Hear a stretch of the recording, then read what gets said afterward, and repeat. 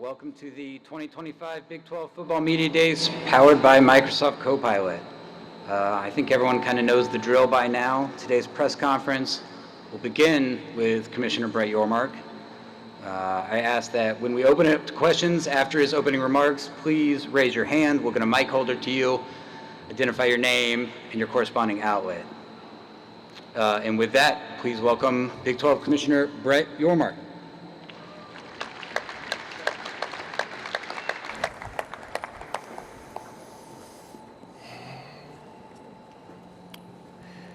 Before we begin today's events, I want to take a moment to acknowledge the tragic flooding in Texas this weekend, particularly the devastating events at Camp Mystic. Our hearts go out to the victims, their families, and everyone affected. We are keeping the entire community in our thoughts. I'd like to just pause for a moment.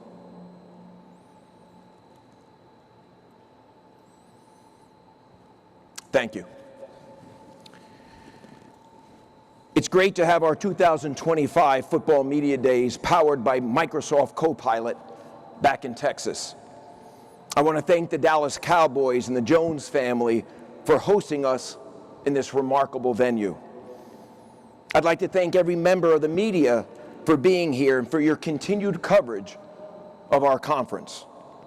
There's been plenty to write about over the last year, and I believe your coverage has remained fair, balanced, and thoughtful. I'd also like to thank our media, commercial, and bowl partners that are here with us today. 6 weeks from now, the Big 12 will kick off its 30th football season in Dublin, Ireland. This will be a historic moment for Iowa State, K-State, and the entire Big 12. And we look forward to returning next year when TCU hosts North Carolina. All eyes will be on our league, both at home and around the globe. But before we talk about where we're going, let's take a moment to look back.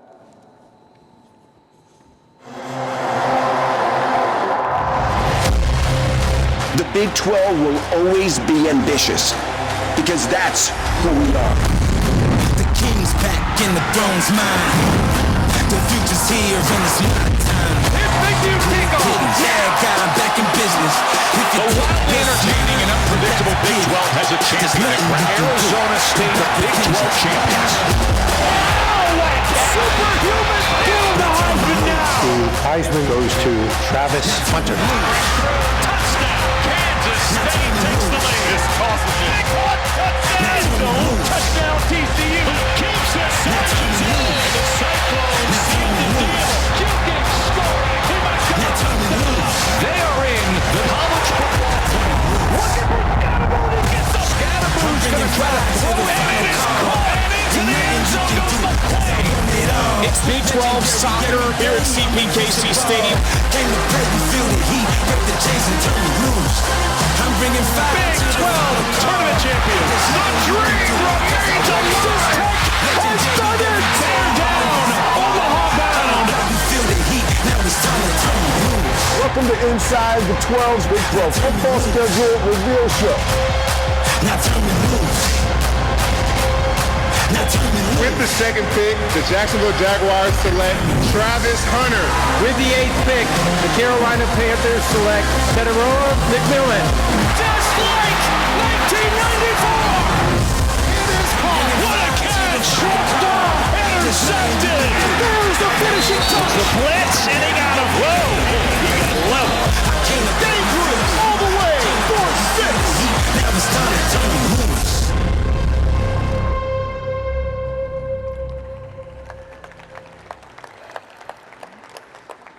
As you just saw, it was a remarkable year for the Big 12, on and off the field. It marked our first season as a 16-team league spanning 10 states, 4 time zones, and it exceeded even our highest expectations. Each of our 16 institutions contributed immense value to the conference. Arizona State earned its way into the CFP and played in a thrilling Peach Bowl. Colorado produced a Heisman Trophy winner. 31 Big 12 athletes were selected in the 2025 NFL Draft, which matched the conference's highest total since 2005. Beyond football, BYU brought home 2 national championships in cross country. Houston men's basketball made a dramatic run to the NCAA national championship game. TCU reached the Elite Eight in women's basketball, while their beach volleyball team won the national championship. Utah made it to the gymnastics finals and won a championship in skiing, while Oklahoma State captured a national title in golf. As the year came to a close, Texas Tech softball captivated the sports world with a run to the national championship, while Arizona advanced to the Men's College World Series. To put a bow on the year, I'm excited to announce the winner of the first ever Commissioner's Cup, an award created to honor the Big 12 program that excelled both academically and athletically throughout the year. This year's winner, Arizona State. Congratulations to President Crow, Graham Rossini, and the entire Sun Devils community. I also want to recognize the recipients of the 3rd annual Bob Bowlesby Award, given to student athletes who exemplify leadership and achievement both on and off the field. This year's honorees are Travis Hunter from Colorado and Megan Hunter from BYU Track and Field. A huge congratulations to both of you. While it was a great year on the field, it was equally impressive off it. We launched 2 branded media platforms, our linear channel, Big 12 Studios, and Big 12 Radio on TuneIn. These platforms have provided the Big 12 with year-round storytelling and has enabled us to promote Big 12 student athletes of all sports. Earlier this year, we announced that TNT will be joining the Big 12 family as they will broadcast both football and basketball starting this fall. Their digital platform, Bleacher Report, will also be heavily involved in promoting our league. Our social media following grew by more than 200,000 this year, solidifying our place as the 2nd most followed conference on Twitter and Instagram. Our commercial business continues to grow rapidly, as evidenced by our recent announcements with PayPal and Microsoft. And I do anticipate there will be more announcements like this in the very near future. Looking ahead, our focus remains on thriving in this new era of college athletics. Strengthening our football product remains essential. We are committed to continued investment and growth. Every school in our league has committed to providing the highest level of benefits to our student athletes. And once again, I believe we will be the deepest football conference in America. No league offers the competitive balance that we do. Last season, the Big 12 led the nation in 4th quarter lead changes and go-ahead scores in the final minute of conference games. And this year, our star power, especially at quarterback, will be on full display. The Big 12 returns 9 starting quarterbacks who threw for over 2,400 yards last season. The rest of the Power 4 combined, just 11. We also boast one of the nation's top coaching lineups, from Hall of Famers to rising stars. I fully expect the Big 12 to earn multiple college football playoff bids this year, and to show once again that we can compete with anyone. Speaking of the CFP, we continue to believe the 5-11 model proposed by the Big 12 and the ACC is the right playoff format for college football. We want to earn it on the field. We do not need a professional model because we are not the NFL. We are college football, and we must act like it. There is nothing in sports like college football, and we must protect what makes it special and do what's right for the fans and the game. Beyond football, growing our commercial business remains a top priority for our conference. We continue to lead as a conference of innovation, pushing boundaries, and creating new opportunities. Our PayPal partnership is a perfect example of how we're leveraging the full scale of a 16-team league. This requires great collaboration with our schools and their MMR partners. We have strengthened our business and brand infrastructure to ensure we can execute at the highest levels while supporting our schools more effectively. Last week, we announced a new leadership structure featuring Chief Brand and Business Officer Tyrell Kirkham and COO and GC Jessica Presnell, who will play a key role in this effort. We've also consolidated all of our business verticals under Big 12 enterprises to create a more seamless approach for the marketplace. This restructuring positions us for long-term success in the evolving college athletics landscape. From a brand perspective, the Big 12 profile is as strong as it's ever been. We truly have become a national conference, and our narrative has extended beyond the sports page. This year, you'll see us double down in that effort, including exploring documentaries and storytelling opportunities, new ventures in licensing and collectibles, a continuation of our partnership with WWE, and a new partnership that will give every Big 12 student athlete their own custom app, completely free, to help build their personal brand. Establishing and maintaining our position within the Power Four also remains a key priority for us. And frankly, I feel better about our position than ever before. I will continue to collaborate with my commissioner colleagues on a new governance model that will provide the Power Four with more autonomy and influence around decision-making in key areas. We anticipate this being done sometime in August. We will also advance our work with the College Sports Commission and CEO Brian Seeley. One of the primary goals of CSC is to change the market from pay-for-play to a market of true third-party NIL. The CSC's enforcement of punitive measures towards those who break the rules will change behavior in college athletics. It is crucial that CSC leadership, my Power Four colleagues, and I continue to spend the time necessary to guide and partner with our schools into this new age of college athletics. Alongside the CSC, we will still need congressional help, and we continue to work towards that.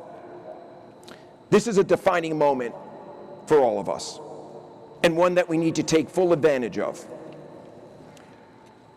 There has never been a better time to be part of the Big 12 than right now. Our football product will compete at the highest levels. We've been the best conference in men's basketball over the last 10 years, and we are doubling down on women's basketball and Olympic sports. We have a board and AD room that is unified with a clear vision for the future. We are in a period of change and growth for our industry. But as we enter into this new era, I can promise one thing: the Big 12 remains open for business. We will continue to reside at the intersection of sport, culture, and business. We truly are a different league. Thank you very much.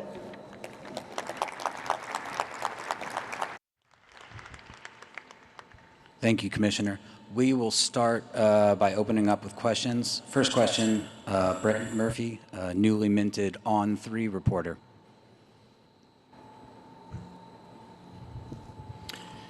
How you doing, Brett? It's good to see you, my friend. You too. This is your third anniversary as Commissioner of the Big 12. Happy anniversary. Thank you. Thank you. How would you evaluate the improvement and changes of the league since you first arrived? Great question, and thank you for that, and I'm going to give that answer in a moment. I'd be remiss if I didn't wish my son a happy birthday on his 21st, which is today. I know he's watching, so Drake, I love being your dad. So Brett, to your question, I'm thrilled with where the Big 12 is right now. 3 years ago, I didn't walk on the stage, I sat on the stage, which was a little uncomfortable for me. And I said I wanted to modernize this conference. I wanted to be more contemporary. I wanted to get on the consciousness of future student athletes. I wanted to create a foundation that would enable us to succeed. I wanted to be a national conference. I wanted to double down with ESPN and Fox. We've done all of that and more. I love the trajectory of this conference. I love where we're going. Our schools are making incredible investments in infrastructure, performance, and student athletes. It's everything I could have wished for when I took this job 3 years ago, but I will tell you, we're just getting started. This conference is today not the best version of itself, but we will be sooner than later. And as I said earlier, we have a unified board, an incredible group of ADs. We share in the vision for this conference, and I'm excited about our future. But thank you for the question. Gentleman in is that a tan blazer, I believe? Yeah, I'll call it that. I think that's about Great. right. I like that tan blazer. Well, thank you. Okay. Brett, I'm wondering, what could good attendance and a successful kickoff game in Ireland this August mean for future Big 12 international expansion? And I'm Ben Hutchins with the Quad City Times. Yeah, great question. Listen, I've been on the record to say that I want this conference to be a global conference. I think we can win globally, big time. Playing in Ireland, obviously, is that first step. We'll return there next year, as I said in my opening comments. There's a good chance we'll be in Mexico City next spring for baseball. Baylor's kicking off, the women are, the basketball season in Paris this year. And we're having conversations with other countries throughout the world that are very interested in bringing the Big 12 to their marketplace. So I think the game in Ireland is an impetus, if you will, for future global expansion, and I'm all in on it. I think it's critically important, for our conference. Thank you for your question. Great. We'll go to Big 12 legend Barry Trammell. Barry, it is great to see you. You asked me, I think, my first question 3 years ago, if I'm not mistaken. I can't remember. Do you remember that? I do not remember that at all. Yeah, I think it was about the TV deal, or maybe it was about Oklahoma and Texas. I don't know what it was. But it was some nonsense. Yeah, it was some nonsense. You're right. But go ahead, my friend. Good to see you. You mentioned the Big 12 support for 511 model. Last season, the committee didn't show much respect to the Big 12 in its final rankings. Is there a tightrope you have to walk when you're trying to decide whether to support the 511 or the automatic qualifiers? Getting two automatics might be enticing after the respect that the committee failed to show you. I have a lot of faith in the selection process. I was recently in North Carolina. We had a CFP meeting that was hosted by the executive director, Richard Clark, who is here today. Welcome, Richard. They are doing a full audit of the selection process to figure out how they can modernize and contemporize and how they use data. And how certain metrics can be more heavily weighted. Most importantly, they have a great leader, Mack Rhoades of Baylor. And I have a lot of faith in Mack Rhoades and the work he's doing with the selection committee. So I have a lot of faith in what they're doing. And 511 is fair. We want to earn it on the field. It might not be the best solution today for the Big 12, given your comments about AQs. But long term, knowing the progress we're making, the investments we're making, it's the right format for us. And I'm doubling down today on 511. And I know Jim Phillips will, and I'm sure some of the other conference commissioners will as well.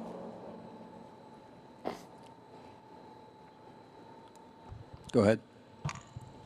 Tyler Budge, CF Budge, kind of piggyback. Tyler, how you doing today? I'm doing great, Brett. How are you? Is this your first media day? It's not. It's like 4 or 5 at this point. Okay, good to see you.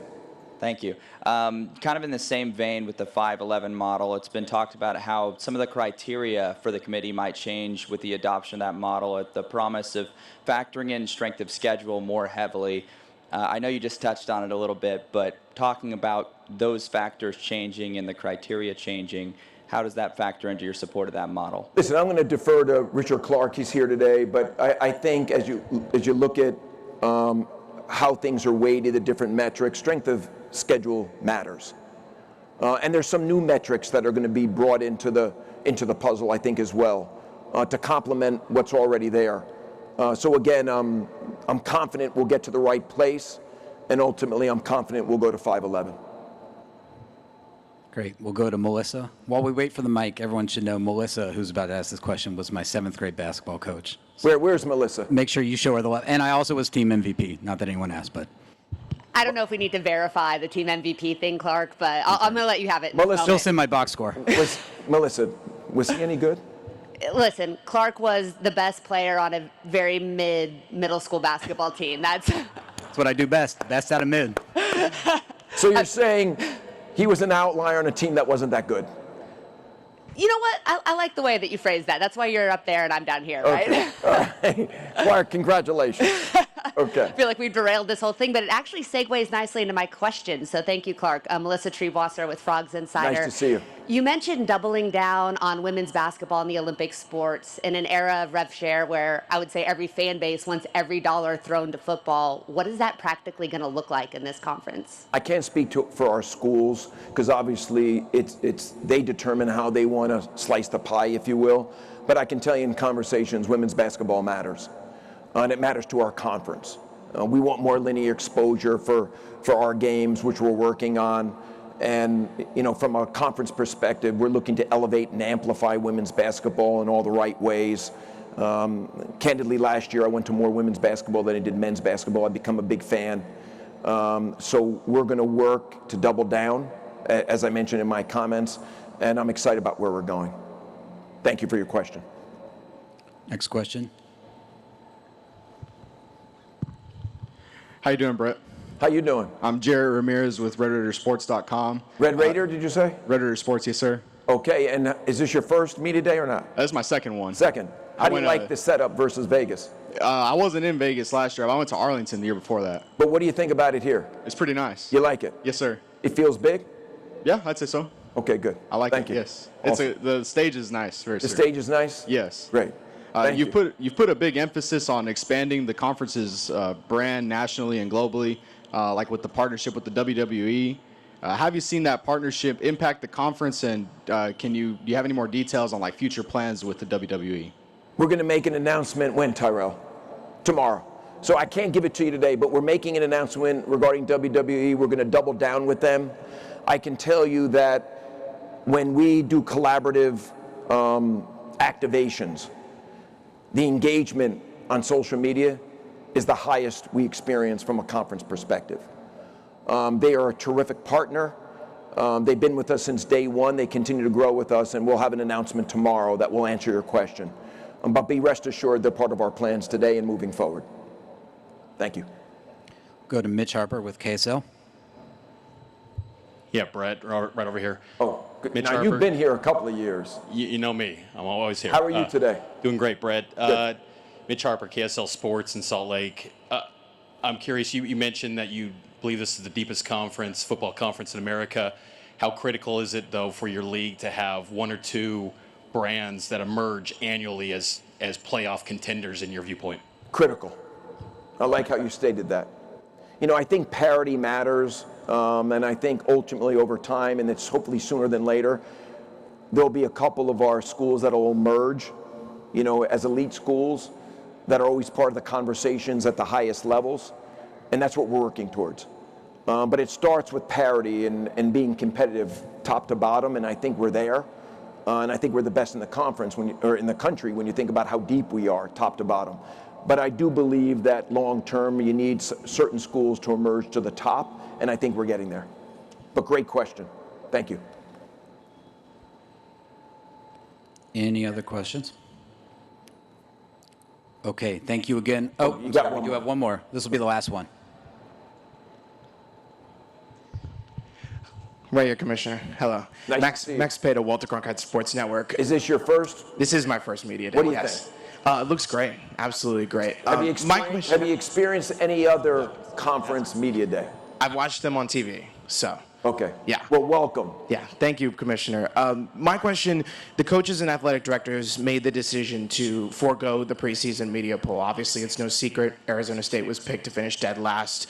Is this a trend that we're going to see across the rest of the sports, including basketball and others? How involved were you in that decision? And do you feel like that this is maybe a positive trend that foregoing preseason media polls is the best for the sport? Well, it was the coaches poll for our conference, and I think it disadvantaged Arizona State last year.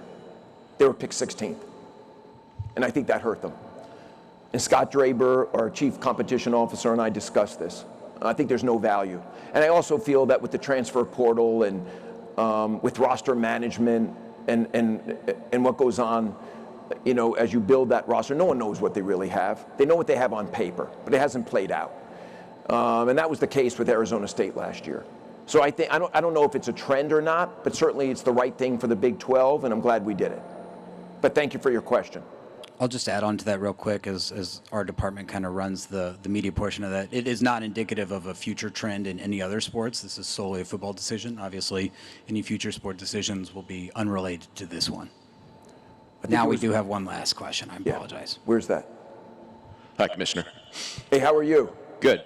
Joe Lonergan with Latavius Murray's Knights 247.